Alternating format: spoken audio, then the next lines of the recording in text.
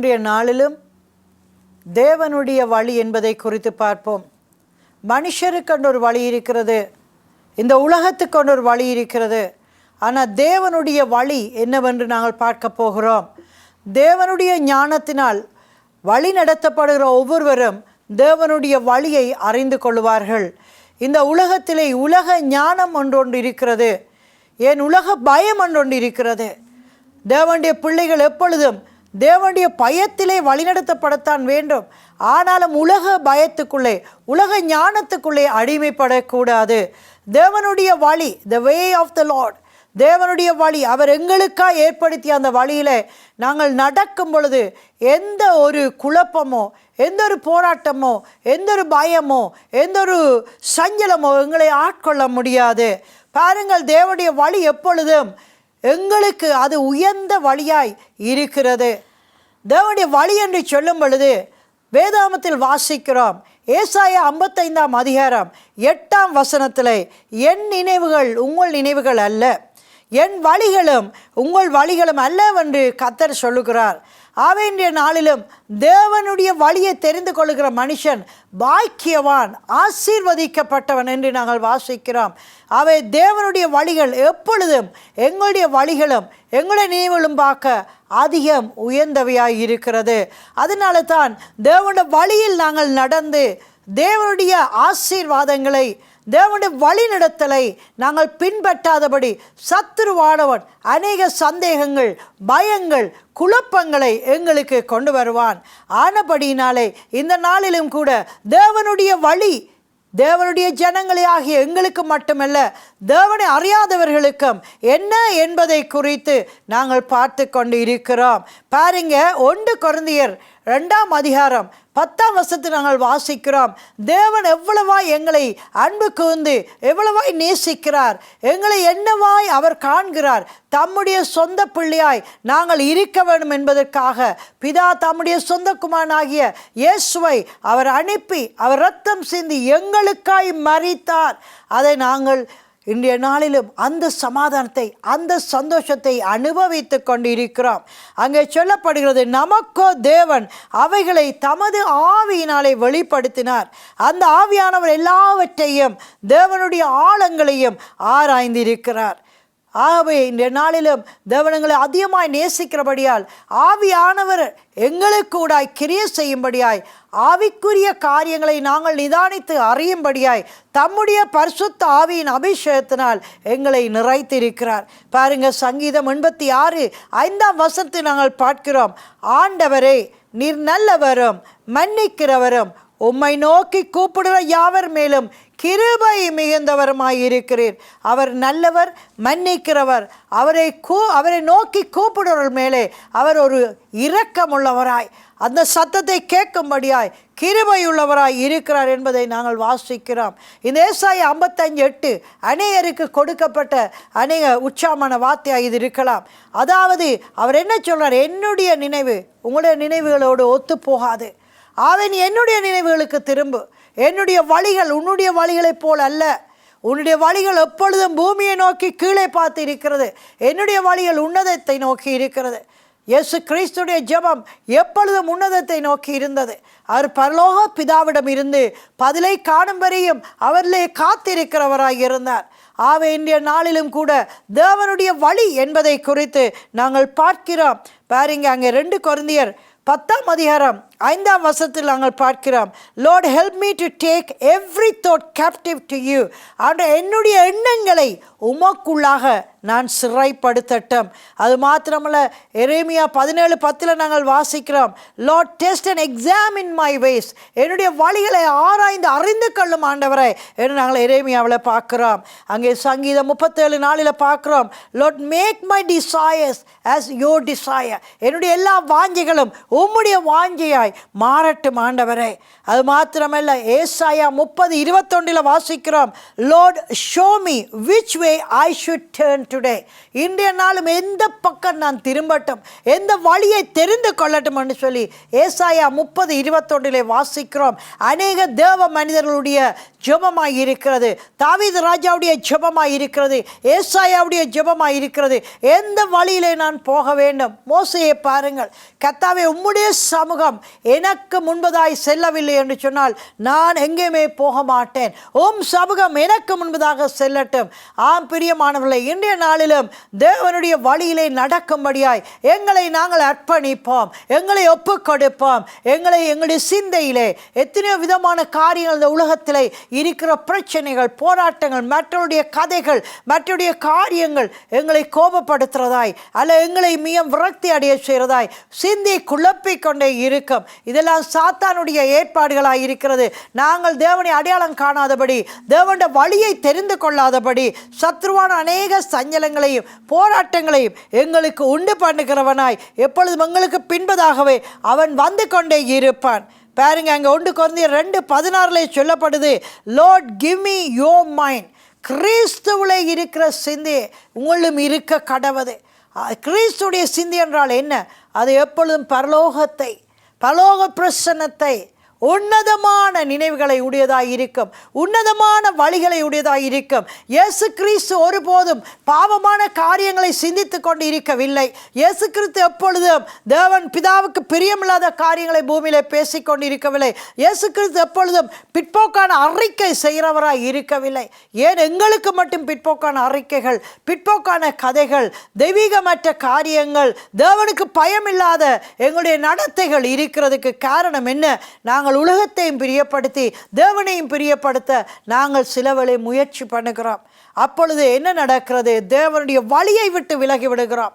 அவர் எங்களை கைவிடாத தேவன். ஆனால் நாங்கள் தேவனுடைய வழியிலே நடக்க முடியாமல் சத்துருவானவன் அநேக போராட்டங்களை எங்களுடைய ஜீவியத்திலே அவன் குறுக்கிட வைப்பான். ஆனபடி நல்லதான் பாருங்க, சங்கீதம் 91:1 நாங்கள் வாசிக்கிறோம், Lord keep me in your shelter and give me your rest. சர்வ வல்லவருடைய நிழலிலே நான் தங்கும்படியாய். பாருங்க, உன்னதமானவருடைய மறைவிலே இருக்கிறவன் சர்வ வல்லவருடைய நிழலிலே தங்குவான். அந்த செட்டைன்களை என்னை மூடிக்கொள்ளும் ஆண்டவரே, உம்முடைய புகலிடத்துக்களை என்னை கொண்டு வரும், உம்முடைய அரணான கோட்டையான அந்த வழிக்குள்ளே நான் கடந்து வரட்டும். அதனால தான் நாங்கள் பார்க்கிறோம், யோவான் 3:30 சொல்லப்படுது, Lord more of you and less of me. ஆண்டவரே, நீர் பெருகட்டும், என்ற வாழ்க்கையிலே நான் சிறுகட்டும், நான் சிறுகவும் அவர் பெருகவும் வேண்டும். இது எங்களுடைய ஜெபமாக இருக்கட்டும். ஏன்னா அவருடைய வழியிலே நடக்கிற பிள்ளைகள் அவருடைய நினைவுகள், அவருடைய வழிகளை காணக்கூடியதாக இருக்கும். அவருடைய வழியை நாங்கள் எப்படி தெரிந்து கொள்ளலாம்? பாருங்க, 86:5 சங்கீதத்தில் வாசித்தோம், தேவன் நல்லவராயிருக்கிறார், நல்லவராயிருக்கிறார். நாங்கள் யாரையும் பார்த்து நல்லவர் என்று சொல்ல முடியாது. தேவன் ஒருவரே நல்லவராயிருக்கிறார். இந்த சத்துருவானன் மிக துஷ்டமான காரியங்களையும் துட்செய்திகளையும் எப்பொழுதும் எங்களை கலக்கிற காரியங்களையும் அவன் சிந்திப்பான். ஆனால் தேவனோ நன்மையான காரியங்கள், நன்மையான ஈவுகளை அங்கே சோதிகளின் பிதாவிடத்தில் வருகிற விதமாய் பரலோகத்தில் இருந்து எங்களுக்கு கொடுக்கும்படியாய் அவர் எங்களை தொடர்ந்து எங்களை மன்னிக்கிறவராய் இருக்கிறார். அவரை நோக்கி கூப்பிடும் பொழுது அவர் எங்களுக்கு தம்முடைய கிருபையை, இரக்கத்தை வெளிப்படுத்துகிறார். இந்த நாளிலும் கூட கர்த்தர் தம்முடைய வழியை குறித்து எங்களோடு பேசுகிறார். ஒரே ஒரு காரியம், எங்களுக்கு ஜெயம் வேணும், எங்களுடைய ஜீவியத்திலே நாங்கள் ஒரு மாறுதலை காண வேண்டும் என்று சொன்னால் இயேசுவோடு பின்னப்படுதல், இயேசுவோடு இணைக்கப்படுதல். இயேசுவோடு நாங்கள் பின்னப்பட்டு இருக்கும் பொழுது, இயேசுவோடு இணைக்கப்பட்டு இருக்கும் பொழுது நாங்கள் சாதாரணമായ எல்லா நேரத்திலையும் எல்லா வேளையிலும் அவருடைய சத்தத்தை கேட்க முடியும். நாங்கள் ஒரு நேரம் நாங்கள் தேவனுக்கு கொடுத்து அவரோட பேசுவது முக்கியம். ஆனாலும் எங்களோடு அவர் தொடர்புள்ளவராய் இருப்பார். என்னென்ன காரியங்கள் எங்களுக்குள்ளே போராட்டங்களாய் இருந்தாலும் அதுக்குரிய பதிலாய் அவர் எங்களுடைய ஜீவியத்தில் இருப்பார். இந்த நாளிலும் கூட தேவனை நோக்கி நாங்கள் அவருடைய வார்த்தையினூடாய் வரும் பொழுது அவர்தாமே எங்களுடைய எல்லா கலக்கங்களையும் பாரங்களையும் நீக்கி தம்முடைய சமாதானத்தினால் நிறைக்கிறவராய் இருக்கிறார். தேவனுடைய வழியை யார் தெரிந்து கொள்கிறார்களோ அவருடைய ஜீவியத்தில் தேவனுடைய சமாதானம், தேவனுடைய சந்தோஷம், தேவனுடைய மகிழ்ச்சி அவளுக்குரியதாய் இருக்கிறது. நாங்கள் தேவனுடைய வார்த்தையினூடாக நாங்கள் பார்த்து கொண்டு இருக்கிறோம். இந்த இடத்திலே கூட தேவன் இதை எங்களுக்கு சொல்லி கொண்டு இருக்கிறார். உம்மிடத்தில் என் ஆத்துமாவை உயர்த்துகிறேன் என்று சங்கீதக்காரர் சொல்லுகிறார். என்னுடைய ஆத்துமாவை உயர்த்துறது என்றால் என்ன? என்னோடய ஆத்மாவை மகிழ்ச்சி ஆக்கும் பொழுது என்ன ஆத்மாவை உயர்த்துகிறேன். அந்த ஆத்மா ரட்சிப்பை பெற்றது. உம்மை அடையாளம் காண்கிறது. பரலோக தேவனை அது அங்கே அறிகிறது. அவருடைய அந்த அறிவை விளங்கி கொள்ளக்கூடியதாய் என்னுடைய ஆத்துமாவை நான் உயர்த்துக்கிறேன் ஆண்டவரே, என்னுடைய ஆவியை உயர்த்துக்கிறேன் ஆண்டவரே. நீரே எனக்குள்ளே வந்து வாசம் பண்ணி என்னை நீரே உம்முடைய உன்னத வழிகளிலும் உன்னத நினைவுகளிலும் என்னை நடத்தும் என்று சொல்லி இந்த நாளும் எங்களுடைய ஜெபம் அதாக இருக்கட்டும், எங்களுடைய வேண்டுதல் அதாக இருக்கட்டும், எங்களுடைய வாஞ்சைகள் அதாக இருக்கட்டும். ஏனென்று சொன்னால் அவர் தம்முடைய வழியிலே நடக்கும்படியாய் தம்முடைய பிள்ளைகளாக எங்களை அவர் அழைத்தார். இன்றைய நாளும் பாருங்கள், உலகத்திலே நாங்கள் பார்க்கும் பொழுது அநேக வழிகளிலே நடந்து கொண்டு இருக்கிறார்கள். தங்களுடைய சிந்தைக்கு படுகிற எல்லாம் செய்து கொண்டு இருக்கிறார்கள். அவருடைய நினைவுகள் எப்பொழுதுமே கீழ்நோக்கித்தான் இருக்கும். என்று அவள் தேவனை அறிந்தால்தான் உன்னத நினைவு அவர்களுக்கு வர முடியும். பரலோகத்தில் இருந்த ஒருவர் வந்தார், அவரை ஏற்றுக்கொண்டால்தான் பரலோக வழி அவர்களுக்கு திறக்கப்படும். பரலோகத்தில் இருந்து வந்தவரை நாங்கள் அடையாளம் காணவில்லை என்றால், அவரை அறியவில்லை என்றால் நாங்கள் நிச்சயம் பரலோகத்தை அறிந்து கொள்ள முடியாது. ஏனென்று சொன்னால் தேவன் எங்களுடைய சத்தத்தை கேட்டு அவர் பதில் அளிக்க கிருபையுள்ளவராய் இருக்கிறார் என்பதை குறித்து நாங்கள் வாசித்தோம். இன்றைய நாளிலும் கூட கர்த்தரோடு நாங்கள் நடக்கும்படியாய், கர்த்தருடைய வழியிலே நடக்கும்படியாய், கர்த்தர் எங்களுக்கு கொடுத்த பொறுப்பை நாங்கள் உணரும்படியாய் ஆவியானவர் எங்களுக்குள்ளே கிரியை செய்ய நாங்கள் இடம் கொடுப்போமாய் இருந்தால் அவருடைய வழியை நாங்கள் காண முடியும். ஏன்னு சொன்ன பாருங்க, நாங்கள் வேதாமத்திலே வாசிக்கிறோம். கொலோசியர் 3:2 Lord help me to set my mind on things above. ஆண்டவரே, உன்னதமான காரியங்களை சிந்திக்கும்படியாய் என்னுடைய சிந்தைக்கு உதவி செய்யும் ஆண்டவரே. உன்னதமான காரியங்கள், நாங்கள் எப்பொழுதும் இந்த பூமியிலே வாழ்ந்து கொண்டு இருந்தாலும் இந்த பூமிக்குரியவர்கள் அல்ல. நாங்கள் பூமியில் இருந்து வேறு பிரிக்கப்பட்ட ஜனம், தேவனுக்காக ஏற்படுத்தப்பட்ட ஜனம். உன்னத சிந்தைகளை உடையவளாய் இருக்கும்படியாய் நாங்கள் ஜெபிக்க வேணும். ஆவியானவரை எனக்கு உதவி செய்யுங்கள். உன்னத நோக்கம், பரலோக நோக்கம், ஆண்டவரே, நன்மையான காரியங்கள், நன்மையான ஈவுகளை நான் காணும்படியாய் தேவன் என்னுடைய நினைவுகள் உங்களுடைய நினைவுகள் அல்ல என்பதை நான் விளங்கி கொள்ளுகிறேன். என்னுடைய வழிகள் உங்களுடைய வழிகளும் அல்ல என்பதை கூட நான் விளங்கி கொள்ளுகிறேன். இன்றைய நாளிலும் கூட தேவாவியானவர் எங்களோடு அவருடைய வார்த்தையின்படியாய் அவருடைய வழியை தெரிந்து கொள்ளும்படியாய் அவர் பேசுகிறார். இன்றைய நாளை அநேகர் தங்களுக்கு விருப்பமான வழிகளை தெரிந்து இன்றைய நாளை விழுந்து போய்விட்டார்கள். தேவனை அறிந்தும் கூட சோர்ந்து விட்டார்கள். அவருடைய ஆவிக்குரிய ஜீவியம் அனல் இல்லாமல் இருக்கிறது. அதுக்கு காரணம் அங்கே தொடர்பு துண்டிக்கப்பட்டது. இயேசுவோடு நாங்கள் இணைக்கப்பட்டவளாய் பின்னப்பட்டவளாக இருக்கும் பொழுது எப்படி நாங்கள் பின்னப்பட முடியும்? எப்படி அவருடைய வழியில் நடக்க முடியும்? அவருடைய வார்த்தை உண்மையை அறியும் பொழுது, வார்த்தை எங்களுக்கு காண்பிக்கிற அந்த தீபத்தில், அந்த வெளிச்சத்தில் நாங்கள் நடக்கும் பொழுது நிச்சயமாய் அவருடைய வழியை நாங்கள் காண முடியும். அந்த ஹாரத்தில் இருக்கிறவர்கள் ஒளியில் இருக்கிற காரியத்தை அவர்கள் அறிந்து கொள்ள முடியாது. ஆனால் ஒளியில் இருக்கிறவனுக்கு ஒளியில் இருக்கிற காரியமும் தெரியும், அந்த ஹாரமும் அவனுக்கு தெரியும். அந்த ஹாரத்துக்குள்ளே அவன் பிரவேசிக்க போகிறது இல்லை. அவன் சகலதும் அவனுக்கு வெளிச்சமாக இருக்கிறபடியால் அவனுக்கு உண்மை தெரியும், சத்தியம் தெரியும், வழி தெரியும். அவருடைய ஜீவனை அவன் பற்றி அவன் நடக்கக்கூடியவனாய் இருக்கிறான். அன்பானவளை, இந்த நாளிலும் இயேசு கிறிஸ்து எங்களை தம்முடைய வழிக்குள்ளே கொண்டு வரும்படியாய் அவர் எங்களுக்கு வழியானார். அங்கே சொல்லவில்லை இயேசு வழிகாட்டுவார் என்று சொல்லவில்லை, இயேசுவே வழியாய் இருக்கிறார். அந்த வழியிலே நான் நடக்க வேண்டும் என்று இயேசுக்குள்ளாகத்தான் நான் நடக்க முடியும். என்னுடைய பாட்டில் என்னுடைய விதமாக என்னுடைய சிந்தையின்படியாய் என்னுடைய ஞானத்தின்படியாய் நான் அந்த இடத்திலே நடக்க முடியாது. அவர் எனக்கு வழியாகும்படியாத்தான் அவர் எனக்கு பூமிக்கு வந்து அந்த வழியை காண்பித்தார். நாங்கள் பார்க்கிறோம், ஸ்தேவான் அங்கே கல்லெறியப்படும் பொழுது அவன் தேவதூதருடைய பிரசன்னம் கீழையும் மேலையும் அவள் ஏறிக்கொண்டிருக்கிறதை காண்கிறான். ஏனென்று சொன்னால் அவனுக்கு அங்கே பரலோகம் திறக்கப்பட்டது. அந்த உன்னத வழியை அவன் அறிந்து கொண்டான். அவன் போக வேண்டிய வழியை தேவதூதர்கள் காட்டிக்கொண்டு இருந்தார்கள். நீ இப்பொழுது அந்த உன்னுடைய ஆவியை ஒப்புக்கொடுக்கிற வேளையிலே நீ எங்களோடு தான் மேலே வருவாய், பரலோகத்துக்கு வருவாய் என அந்த சந்தோஷ நற்செய்தியை அவனுக்கு அங்கே காண்பித்தார்கள் தரிசனமாக.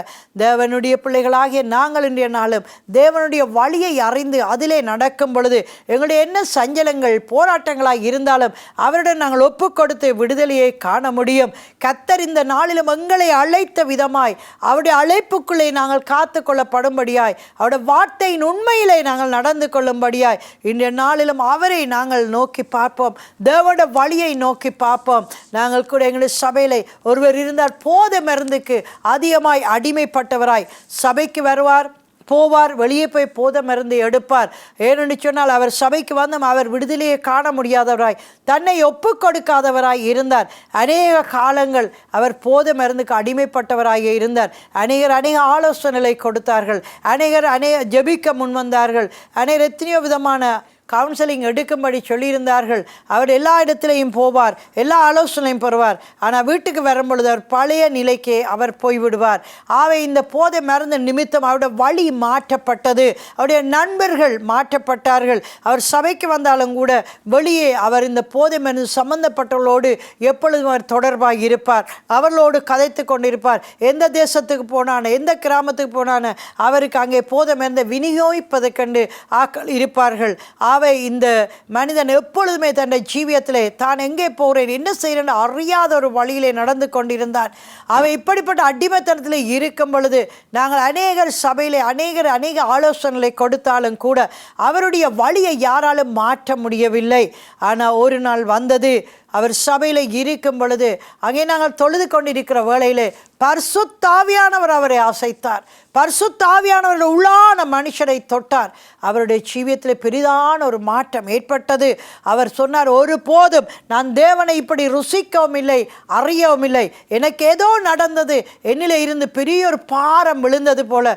திடீரென அந்த போதை மருந்தை குறித்து எனக்கு ஒரு வெறுப்பு ஏற்பட்டது, குடி வகைகளை குறித்து வெறுப்பு ஏற்பட்டது. என்னுடைய வாழ்க்கையை நினைக்கும் பொழுது எனக்கு அசுத்தமாய் தோன்றியது.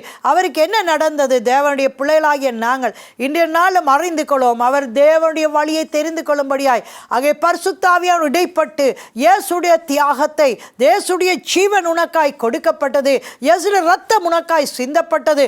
அவன் இந்த பாவத்திலே விழுந்து நீ பாதாளத்துக்கு போக வேண்டாம் என் மகனே, நீ உன்னத வழியை தெரிந்து கொள்ள என்று சொல்லி அவருக்கு கூடாய் பரிசுத்த ஆவியானவர் கிரியை செய்தார். அந்த நாளிலே அந்த மனிதன் மாற்றப்பட்டார். இயேசுக்காய் தன்னுடைய ஜீவியத்தை கொடுத்தார். அந்த நாளிலிருந்து இந்த நாள் வரைக்கும் இயேசுக்காய் அவர் வாழ்ந்து கொண்டு இருக்கிறார். ஆம் அருமையானவர்களே, நாங்கள் எத்தனையோ வழிகள், பிள்ளையான தவறான வழிகளை தெரிந்து கொள்ளலாம். நாங்கள் சபையில் இருந்தாலும் கூட நாங்கள் சரியானதை செய்கிறோம், சரியான வழியிலே நடக்கிறோம் என்று கூட நாங்கள் நினைத்து கொள்ளலாம்.